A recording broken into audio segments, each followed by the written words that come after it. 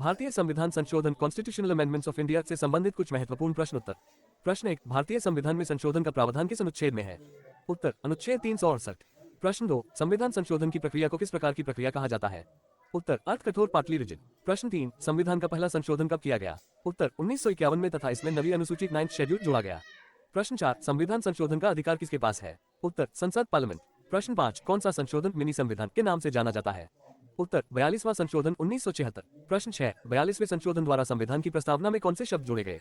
उत्तर, समाजवादी, धर्मनिरपेक्ष और अखंडता। प्रश्न 7, किस संशोधन द्वारा 18 वर्ष की आयु में मतदान का अधिकार दिया गया? उत्तर, 61वां संशोधन 1989। प्रश्न 8, मौलिक अधिकारों में संशोधन नहीं किया जा सकता, ये सिद्धांत किस मामले में दिया गया था?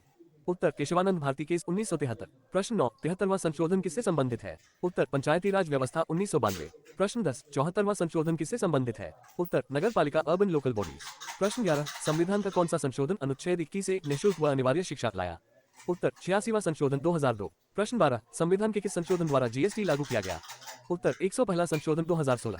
प्रश्न 13, मौलिक कर्तव्यों का समावेश किस संशोधन से हुआ? उत्तर, 42वां संशोधन 1976। प्रश्न 14, 44वें संशोधन 1978 का मुख्य उद्देश्य क्या था? उत्तर, आपातकाल में हुई गलतियों को सुधारना और मौलिक अधिकारों की सुरक्षा बढ़ाना। प्रश्न 15, अनुच्छेद 368 के तहत संविधान संशोधन के कितने प्रकार हैं? उत्तर, 3 प्रकार। 1, साधारण बहुमत से। 2, विशेष बहुमत से 2/3। 3, विशेष बहुमत 2/3 जो आधे राज्यों की सहमति से।